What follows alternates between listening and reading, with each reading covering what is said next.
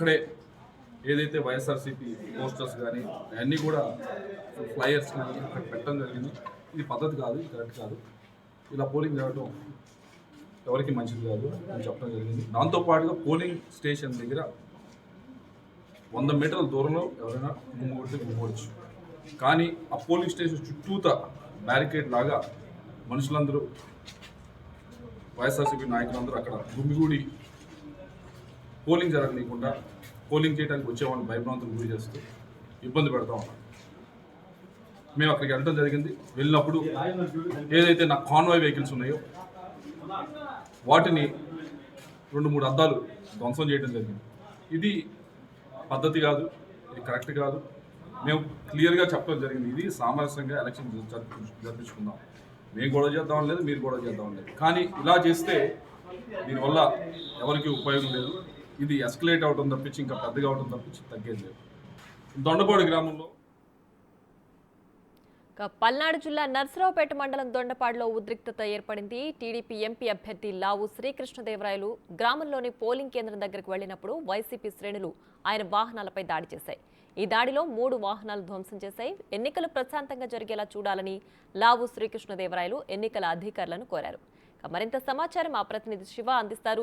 శివ, చెప్పండి, ఈసీ అన్ని ఏర్పాట్లు పూర్తి చేసినప్పటికీ పోలింగ్ దగ్గర ఇలాంటి ఉద్రిక్త పరిస్థితులు ఎందుకు ఏర్పడుతున్నాయి? ఈసీ భద్రత విషయంలో వైఫల్యం చెందిందనుకోవచ్చా?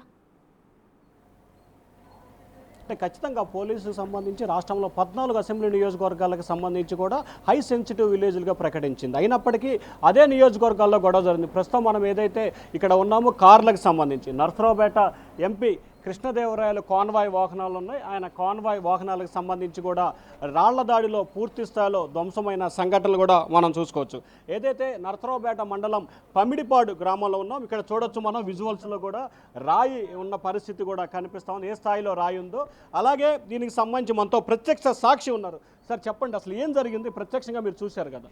సాతులూరు మండలం దొండపాడులో ఎన్నికల పర్యవేక్షించడానికి శ్రీకృష్ణదేవరాయలు గారు వెళ్ళారు. వారితో పాటు మేము కూడా వెళ్ళాము. రాళ్లు తీసుకుని ధ్వంసం చేయడానికి 200 మంది కర్రలతో రాళ్లతో దాడి చేశారు. పోలీసులు పూర్తిగా దీన్ని నిర్లక్ష్యం వహిస్తున్నారు. వాళ్ళైతే సరిగ్గా ఎలక్షన్ చేయట్లేదు. దీన్ని మేము తీవ్రంగా ఖండిస్తున్నాము. దీనికి పర్యవసానాలు ఇంకా వాళ్ళు చూడాల్సి వస్తుంది. అది జరిగింది. సో ఇంకా మొత్తం 3 వాహనాలు అయినాయి చూసుకోవచ్చు. ఇక్కడ ప్రధానంగా ఏదైతే ఈ వాహనం ఉందో దీంట్లో కూడా దాదాపుగా చాలా పెద్ద రాయి దీంట్లో ఉన్న పరిస్థితి చూడొచ్చు. ఏ స్థాయిలో అంటే పూర్తి స్థాయిలో అన్నిటిని కూడా దీనికి చేసి నా పరిస్థితి కూడా కనిపిస్తూ ఉంది. సో ప్రధానంగా చూసుకుంటే ఏదైతే 3 వాహనాలకు సంబంధించి కూడా ఇక్కడ రాళ్ల వర్షం కురిసిన పరిస్థితి కనిపిస్తూ ఉంది. ప్రస్తుతం మనం ఎవరైతే ఎంపీ ఉన్నారో ప్రస్తుతం ఎంపీ కృష్ణదేవరాయలు గారు మనతో ఉన్నారు. అసలు ఆయన అడిగి తీసుకునే ప్రయత్నం చేద్దాం. సో ఓవరాల్గా చూసుకుంటే సార్ ఒక్క నిమిషం సార్, రాష్ట్రంలో 25 పార్లమెంటు స్థానాలు ఉంటే ఏ పార్లమెంట్లో గొడవల? మీ పార్లమెంటు పరిధిలోని 4 నియోజకవర్గాలు గొడవని ఏ రకంగా చూడాలి?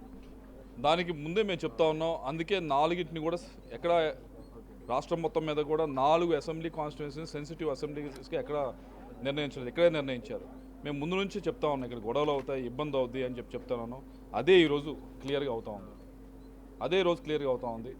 దీన్ని మరి పోలీసు వారు ఎలక్షన్ కమిషన్ వారికి ముందు నుంచి చెప్తానే ఉన్నాం. They should have reacted. ఇప్పటికన్నా రియాక్ట్ అయితే బెటర్. మేము వీ వాంట్ చాలా పీస్ఫుల్గా ఎలక్షన్ అవ్వాలనే కోరుకుంటా ఉన్నాం. ఎందుకంటే చాలా ఫేవరబుల్గా టీడీపీకి ఎలక్షన్ జరుగుతూ ఉంది. దాన్ని ఏదో ఒక విధంగా స్లో చేద్దాం ఎలక్షన్ ప్రాసెస్ని. ఎలక్షన్ పర్సంటేజ్ని తగ్గిస్తే కనుక ఏదో ఒక విధంగా లబ్ధి చేకూరుద్ది అని చెప్పి వైఎస్ఆర్ కాంగ్రెస్ పార్టీ వాళ్ళు ఆలోచిస్తూ ఉన్నారు. అది ఎట్టి పరిస్థితుల్లో జరగదు. ప్రజలు క్లియర్గా చూస్తూ ఉన్నారు ఏ విధంగా ఘోరాలు జరుగుతున్నాయి, ఏ విధమైన అటాక్స్ జరుగుతున్నాయని చూస్తూ ఉన్నారు. ఇప్పుడే నా ఫోన్ వచ్చింది.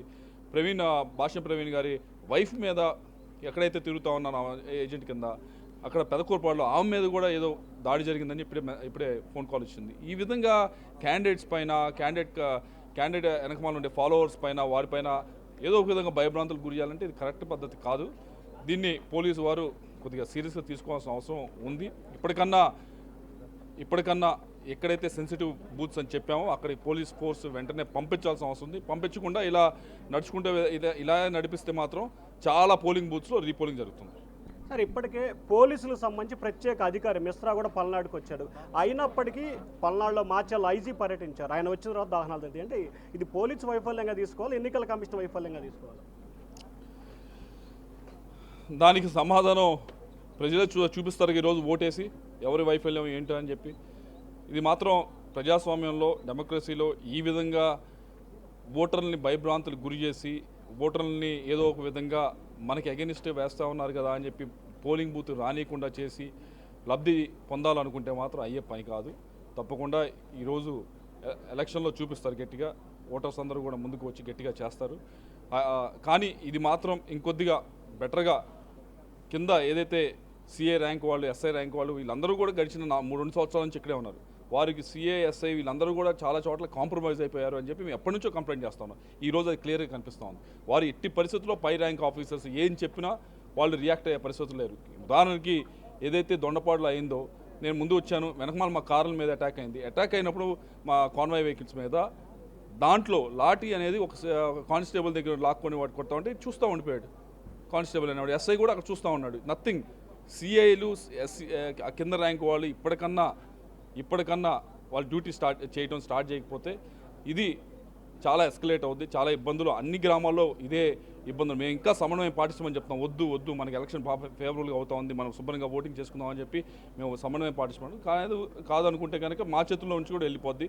ఆ క్యాడర్ల చేతిలోకి కింద వారి దగ్గరికి వెళ్ళినప్పుడు మేము అది ఎవరూ ఏమీ చేయలేదు. దీనికి ఫైనల్గా ఎన్నికల కమిషన్కి ఏ రకంగా ఫిర్యాదు చేయబోతున్నారు? రీపోలింగ్ కోరే అవకాశాలు ఉన్నాయి? 100%. ఎందుకంటే దొండపాడు విలేజ్లో మా పోలింగ్ ఏజెంట్ని కెమెరా సాక్షిగా పొద్దున్నే 8ంటికే ఆయన్ని కొట్టడం జరిగింది.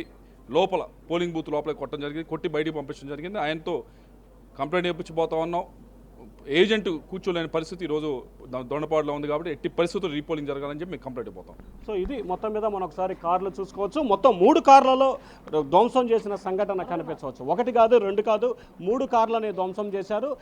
3 కార్లకు సంబంధించి కూడా తాము ఇప్పటికే రాష్ట్ర ఎన్నికల కమిషనర్కి ఫిర్యాదు చేశాము. చాలా చోట్ల అధికారులు ఎవరైతే ఉన్నారో వారికి సంబంధించి చర్యలు తీసుకుంటున్నామని చెప్పి చెప్తా ఉన్నారు. కానీ చర్యలు తీసుకోవట్లేదు. పై స్థాయిలో అధికారులు మారినప్పటికీ క్రింది స్థాయి అధికారులు మారట్లేదు. ఖచ్చితంగా ఏదైతే ఈరోజు ఈ సంఘటన జరిగిందో దొండపాడుతో పాటు పల్నాడు 4 అసెంబ్లీ నియోజకవర్గాలకు సంబంధించి కొన్ని నియోజకవర్గాల గ్రామాల్లో జరిగిన వాటిపై ఖచ్చితంగా రీపోలింగ్ జరపాలి. ఎన్నికల అధికారులు నిష్పక్షపాతంగా జరపకపోతే కనుక ఖచ్చితంగా మా క్యాడరు వేరే రకంగా వెళ్తే పరిస్థితులు మారిపోతాయని చెప్పి ఎంపీ కృష్ణదేవరాయలు అయితే హెచ్చరిస్తున్నారు.